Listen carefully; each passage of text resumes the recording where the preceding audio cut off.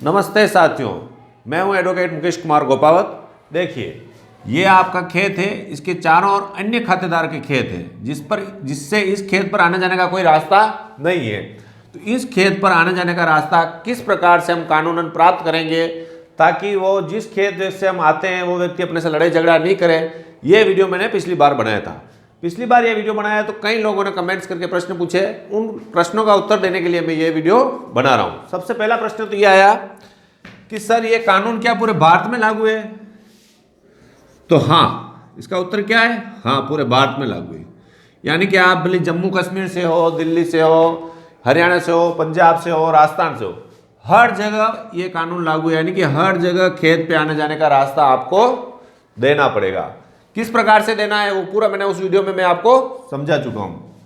तो पहले प्रश्न का उत्तर हो गया कि हाँ, भारत में हर जगह ये लागू है। अब आपका फिर प्रश्न आता है दूसरा कि साहब कौन सी धारा में? जैसे राजस्थान में है 251 है, ठीक है। अन्य अलग अलग राज्यों में अलग अलग धाराएं हैं, तो आपको किसी धारा के चक्कर में पड़ने की जरूरत नहीं है।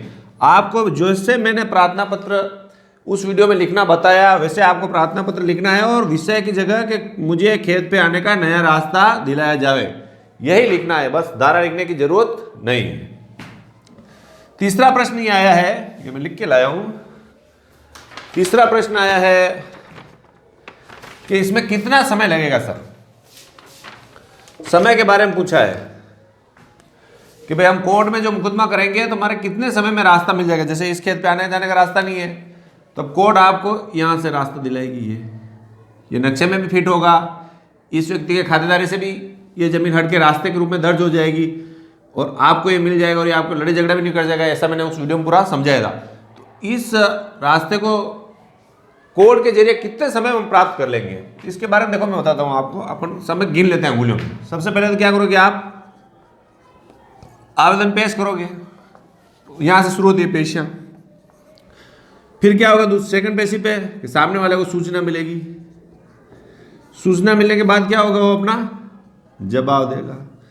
फिर क्या होगा, एसडीओ साहब तहसीलदार साहब के जरिए और पटवारी के जरिए मौके की रिपोर्ट मंगाएंगे कि वास्तव में 4 नंबर जो खेत है, मान लो ये आपका है, इसके आने जाने का कोई रास्ता है या नहीं है। जैसे मान लो इस खेत पे आने जाने का कोई दूसरा रास्ता है, आप इधर से आ जा सकते हो, उधर रास्ता रिकॉर्ड में होना चाहिए। और दूसरी बात ये देखी जाएगी कि इस खेत में आने जाने का सबसे पास में रास्ता किधर है, वो भी रिपोर्ट बना के लाएंगे। तो ये हो गई अलग पे 1 2 3 चौथी पेशी हो गई। फिर तहसीलदार की रिपोर्ट पर आने के बाद क्या होगा, तहसीलदार अपना जवाब पेश करेगा। फिर क्या होगा, गवाही पेश होगी। किसकी होगी? आपकी। फिर अगली पेशी पे कौन होगी? पढ़ती होगी कि सर गवाह क्या होगी? गवाह यही कि सर मेरे इस खेत पे आने जाने कोई रास्ता नहीं है। इनको पूछेंगे भैया क्या इनके पास और कोई रास्ता है तो आप बताइए। होगा तो बता देंगे, नहीं होगा तो नहीं बता पाएंगे। जैसे इन्होंने कह दिया साहब ये दोनों खेत इनके इधर से आ सकते हैं तो भी इनकी बात चलेगी। जैसे ये दोनों खेत किसी अन्य व्यक्ति के, ना आप इस रास्ते से नहीं आ पा रहे हो तो फिर इनकी बात नहीं चलेगी, यानी तो इनको गवाही का मौका दिया। फिर क्या चलेगी?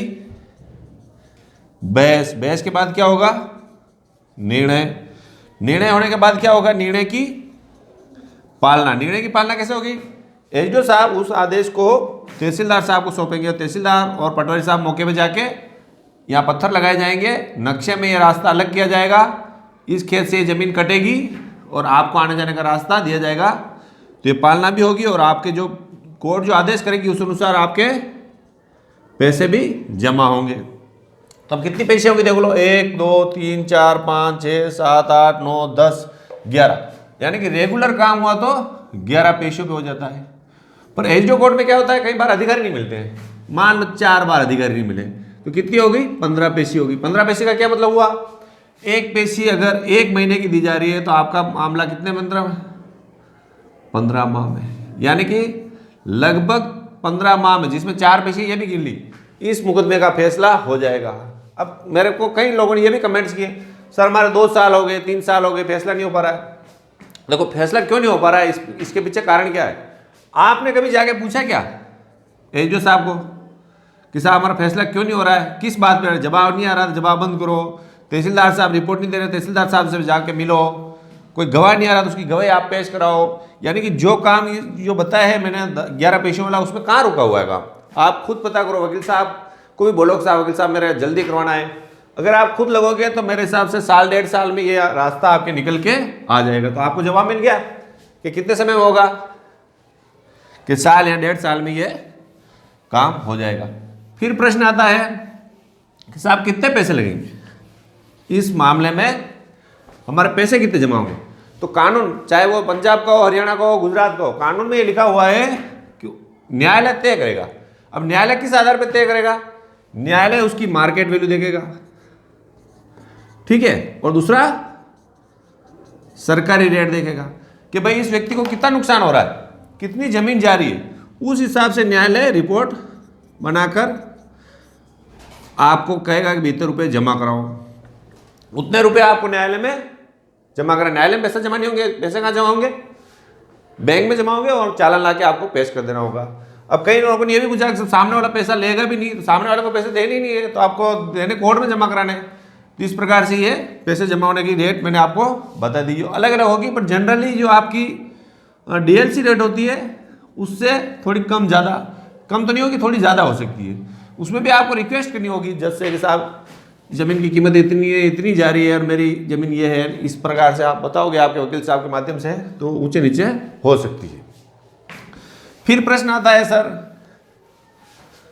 ये हो गया, देखो ये हो गया। फिर प्रश्न आता है, फिर आता है जमीन का पैसा किस रेट से देना होगा। जमीन का पैसा बता दिया। हाँ, कई लोगों ने पूछा कि साहब जैसे हम ये व्यक्ति 2 नंबर वाला हमें ये ज़मीन दे रहा है रास्ते की, तो इसके बदले हम उसको ये ज़मीन दे दें, वो ज़मीन मांग लेवे, तो फिर हमें पैसा जमा नहीं कराना पड़ेगा क्या। समझे ना सर, कि ये अगर इस व्यक्ति दे रहा है तो आप अपनी ज़मीन इसमें डाल दो तो पैसा नहीं देना पड़ेगा। इस संबंध में कानून क्या है, कानून केवल पैसों के बारे में, जमीन के बदले जमीन के बारे में कोई कानून किसी भी राज्य में नहीं। ठीक है, देखो जब आपके मैसेज आए तो मैंने कई राज्यों के एक्ट पढ़े, आपके मैसेज से मुझे पढ़ना पड़ा, समझना पड़ा। तो मैंने जहाँ जिन राज्यों के मैंने एक्ट पढ़े उनमें जमीन के बदले जमीन का कोई प्रावधान नहीं है, आपको सिर्फ ये पैसे देने। हाँ, अगर ये आदमी मान जाता है और आप भी मान जाते हो, वाह ठीक है यार, तू इधर दे दे, मैं इधर दे देता हूँ, तो आप अपनी सहमति से जमीन के बदले जमीन दे सकते हो। बाकी जमीन के बदले जमीन देने का प्रावधान नहीं। फिर आता है, फिर जैसे किसी व्यक्ति ने पूछा कि सब जैसे मेरे एक खेत है, अब इस खेत में निकलेंगे, ये मान लो ये आबादी भूमि आ गई, ये आबादी भूमि आ गई, चलो ये नहीं आबादी, तो क्या रास्ता मिलेगा। तो आबादी भूमि का रास्ता एसडीओ या तहसीलदार साहब नहीं दिलाएंगे, उसके लिए मैं अलग से वीडियो बनाऊंगा। यानी कि आप इस प्रश्न का उत्तर कि आबादी भूमि में क्या मैं रास्ता खेत पे आने जाने का मिलेगा, ऐसा नहीं मिलेगा। मगर जो वीडियो मैंने बनाया है उस वीडियो में उस एप्लीकेशन के आधार पर आबादी भूमि का रास्ता आपको नहीं मिलेगा। आबादी भूमि रास्ता मिलने का दूसरा तरीका है। अब फिर भी पूछा, कई मैसेज ये भी आया कि सर कितना चौड़ा रास्ता मिलेगा। जिन लोगों ने ये पूछा उन्होंने वीडियो पूरा देखा ही नहीं, स्किप किया, इसलिए वो नहीं समझ पाए। 30 फीट तक का है, ठीक है, 30 फीट तो इसकी चौड़ाई, और लंबा जितना एक खेत है जिसे जितना यहाँ तक चाहिए, यानी कि लंबाई की कोई सीमा नहीं है, लंबाई तो जितना भी है उतना होगा, और चौड़ाई 30 फीट। मगर प्रैक्टिकली ये 30 फीट कम दिया जाता है। कितना दिया जाता है, 12 से 15 फीट। कि क्यों सर, हमें तो 15 फीट ही मिलना चाहिए, 30 फीट मिलना चाहिए। तो इसका ये निर्णय किसको करना है, उपखंड अधिकारी को। अगर उपखंड अधिकारी ने कम रास्ता दिया है तो उसकी आप अपील कर सकते हो, लो लास्ट ऑर्डर नहीं है। मगर जनरली 12 या 15 फीट ही दिया जाता है राजस्थान में। तो अन्य राज्यों के अलग है। जैसे मान लो 2 खेतों में जाने का रास्ता है, तो फिर देखेंगे कि उपखंड अधिकारी देखेंगे कि यार एक ट्रैक्टर इधर से आ रहा है, एक ट्रैक्टर इधर से आ रहा है, बीच में टकरा जाएंगे, थोड़ा रास्ता चौड़ा कर देंगे। मगर जनरली 30 फीट तक का नियम है, 30 फीट से ज़्यादा नहीं दिया। तो आपको कोर्ट को समझाना है कि मुझे कितने फीट का रास्ता चाहिए, ठीक है। फिर प्रश्न आया है कि मान लो, फिर प्रश्न आया कि सर जैसे ये मेरी जमीन है, इसके पास में अन्य खातेदार है, मगर एक और सरकारी जमीन, जैसे आपकी जमीन ये है, बाकी तीनों और तो दूसरे लोगों की जमीन आ गई। ये जो जमीन पड़ी हुई है ये सरकारी जमीन है, चरनोट है। तो फिर क्या मुझे सरकारी जमीन में रास्ता मिलेगा, तो हाँ मिलेगा। सरकारी जमीन में तो आप सरकार पैसा जमा हो जाएगा, तो और सीधा सा सरल काम है, और उसमें भी आपको रास्ता दिया जाएगा। ऐसा नहीं है कि सरकारी जमीन है इधर वाली तो पैसा नहीं मिलेगा, रास्ता इसमें भी मिलेगा, ठीक है। फिर क्या आया, हाँ एक प्रश्न ये भी आया, कि साहब ये काम तो नहीं होगा, भ्रष्टाचार है, पैसे लेंगे एंड ये अगर देखो एक बात होता है, अपन कहाँ रहते हैं? भारत में। कहाँ का खाना खाते हैं? भारत का। ठीक है, कपड़े कहाँ से पहनते हैं? भारत के। तो अपने को भारत की बुराई नहीं करनी। सर हम भारत की बुराई नहीं कर रहे हैं, हम तो लोगों की बुराई कर रहे हैं जो पैसा खाते हैं। ठीक है ना? तो पैसा आपके जो मैसेज आते हैं वो मैसेज अमेरिका में पढ़े जाते हैं, चाइना में पढ़े जाते हैं, पाकिस्तान में पढ़ते हैं। भाई यूट्यूब तो सब जगह चलता है। ये बीमारी यहाँ नहीं बोलना कि पैसे खाते नहीं खाते, इस बात को दबा देना। अगर कोई दिक्कत है तो मैं अभी लास्ट में मेरा मोबाइल नंबर दूंगा, उस पर आप मेरे को कॉल करना जिस समय मैं दूंगा। तो अगर कोई पैसा मांगता है तो उसका क्या इलाज है वो बताऊंगा। पर सबके सामने अपने देश की बुराई नहीं करनी चाहिए। ठीक है ना? और पैसे खाते हैं उस पैसे वापस निकालने का तरीका भी मुझे आता है, वो बताऊंगा मैं। फिर आया प्रश्न के साहब मेरा तो 1 साल से मुकदमा चल रहा है, 2 साल से चल रहा है, किसी किसी लिखा मेरा 6 साल से मुकदमा चल रहा है, रास्ते का रास्ता नहीं मिला। ठीक है, इससे पहले ही पता चलो रास्ता नहीं मिला था, आपने क्या किया? आप घर पर बैठे रहे, वकील साहब के भरोसे रहे। ऐसा नहीं करना है, आपको कोर्ट में जाना है, जज साहब से बात करनी है। एसडीओ अधिकारी होते हैं ना सर, ये क्या प्रशासनिक अधिकारी होते हैं, इनसे आप मिल सकते हो, बात कर सकते हो, क्या प्रॉब्लम आ रही है, जो प्रॉब्लम आ रही है वो दूर करनी है। जैसे गाड़ी नहीं चल रही है, कोई पत्थर आ रहा है, पत्थर को हटाना पड़ेगा। रेस देने से तो कोई काम होगा नहीं, तो वो काम आपको करना है कि कहाँ परेशानी आ रही है, कहाँ दिक्कत आ रही है। अगर आप लगे रहोगे पीछे तो रास्ता मिलेगा। नोएडा में 2 बिल्डिंगें गिरी थी, नहीं गिरी थी बड़ी बड़ी, क्यों? क्योंकि वो लोग पीछे लगे रहे। इसलिए कानून पर विश्वास करना ही हमारा धर्म है। फिर आया कि सर आपने इतने वीडियो तो बनाया, एक पानी का भी बनाओ, रास्ते का बना दिया।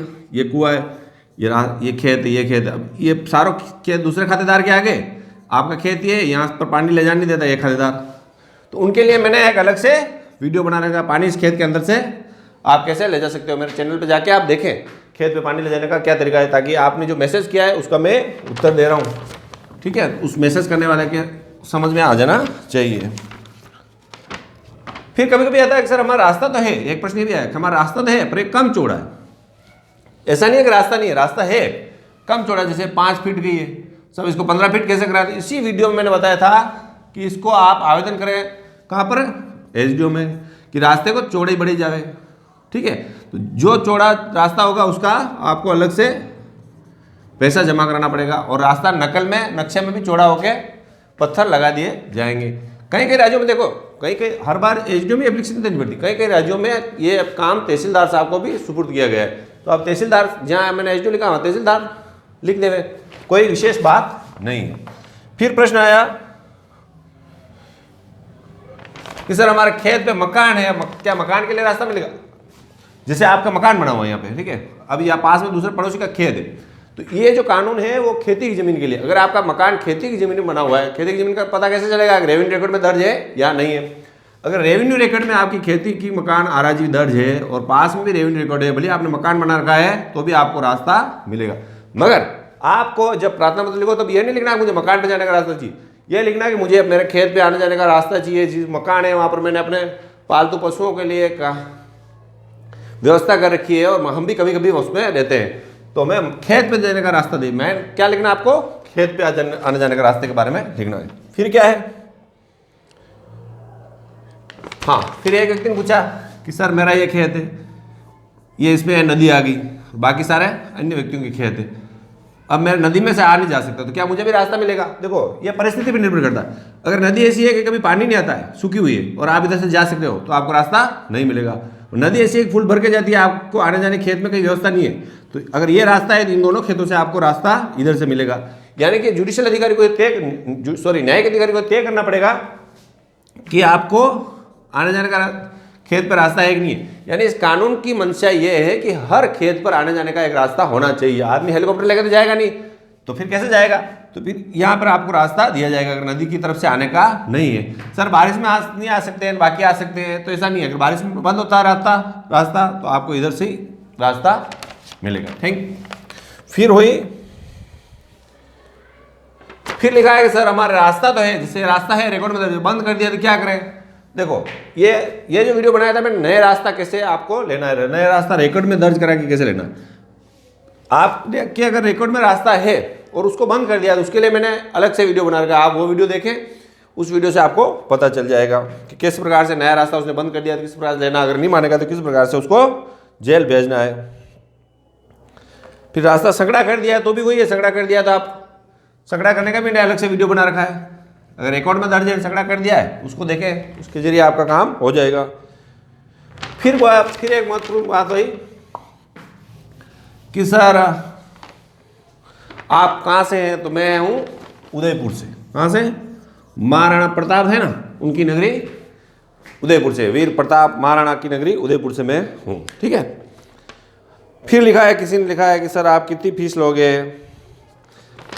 मुझे आपसे बात करनी है, मेरा काम कराना है। तो देखो, मैं उदयपुर में प्रैक्टिस करता हूँ, मैं पिछले 20 सालों से वकालत का काम ही कर रहा हूँ। तो मेरा जो यहाँ काम है वो मुझसे छोड़ के कहीं दूसरी जगह में नहीं आ सकता। मैं आपको बता सकता हूँ, आपके जब भी नंबर दूंगा उस नंबर पे आप कॉल करके आपको समस्या है तो पूछ सकते हैं, आपके अधिवक्ता से भी मेरी बात करा सकते हैं, पर मेरा कहीं पर आने जाने का नहीं बैठेगा। ठीक है। अब पूछा कि सर आप कितनी फीस लोगे? वकील हूँ, बिना फीस से तो काम करूँगा नहीं, तो क्या फीस लूँगा मैं?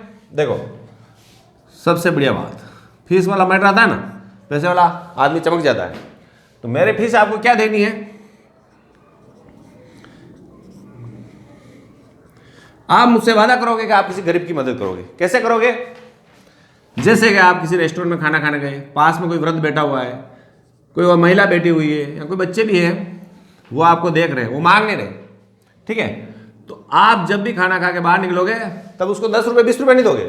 वेटर को बोलोगे कि 2 थाली पैक करा, व्यवस्थित जैसा आपने खाया वैसा पैक कराओ और जाते समय इनको दे दो। और फोटो मत खींचना, सेल्फी लेने की जरूरत नहीं है वहाँ कि मैंने दे दिया, स्टेटस पे मत डालना, मुझे नहीं चाहिए। आपको इनकी मदद करनी है मन से, अच्छा लगेगा। दूसरी मदद क्या है? जैसे आप घूम रहे हो आपके बच्चों के साथ, ठीक है, या आप घूम रहे हो, आपके बच्चे घूम रहे हैं, बड़े मुस्कुरा रहे हैं, आपके बच्चे ने बढ़िया बहुत बढ़िया जूते पहन रखे, कोई छोटा बच्चा है या बच्ची है, खड़े हैं, नंगे पाँव खड़े हैं और वो देख रहे हैं लालच आंखों से कि यार इसने जूते पहन के, मैं बिना जूते हूँ, तो कृपया करके उनको जूते पहना दे। यही मेरी फीस है और मुझे कुछ नहीं चाहिए आपसे। ठीक है। आपके देखो, हमेशा गरीब मांगने वाले भिखारी नहीं होते। आपके पास में ऐसा कोई व्यक्ति रहता है, आप जहाँ जॉब करते हो आसपास कोई गरीब व्यक्ति है जो ऐसा इस स्थिति में वो मांगता नहीं है। ठीक है। आपको क्या करना है? उसके लिए कभी कपड़े ले जाने, ये नहीं बोला मैं आपके कपड़े लाया कि सर मैं जा रहा था, ये घर के बाहर आपके पड़ी है, थैली आपकी है क्या, बस दे दो। यही मेरी फीस है और यही मेरा मोटिव है। क्या है मोटिव?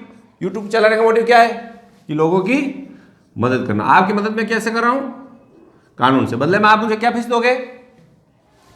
कि मदद करोगे। और मुझे, मैं पूछूंगा आपसे कि आपने किसकी मदद की। जब फोन आएगा ना तो मैं पूछूंगा कि आपने किसकी मदद की। मुझे लगेगा कि आपने मदद की तो मैं भी आपकी मदद करूंगा।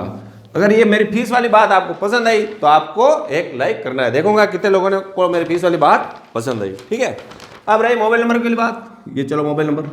तो मोबाइल नंबर देखो मैं बोलता हूं, लिखिए आप 8619876831। ठीक है। यहां लिख देता हूं मैं वापस, ये मेरे मोबाइल नंबर है।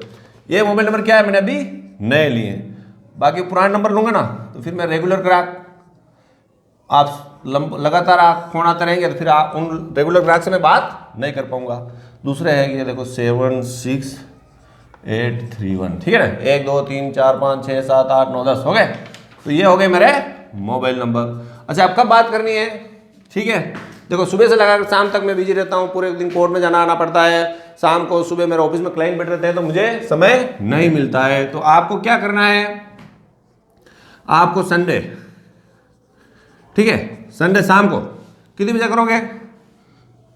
चलो 7 बजे से ले लो, 7 बजे से लगाकर 9 बजे तक, 7 8 9 3 घंटे, 3 घंटे आप इन नंबर पे सशुल्क, शुल्क कौन सा जो मैंने बोला वो शुल्क अदा करके फोन करना।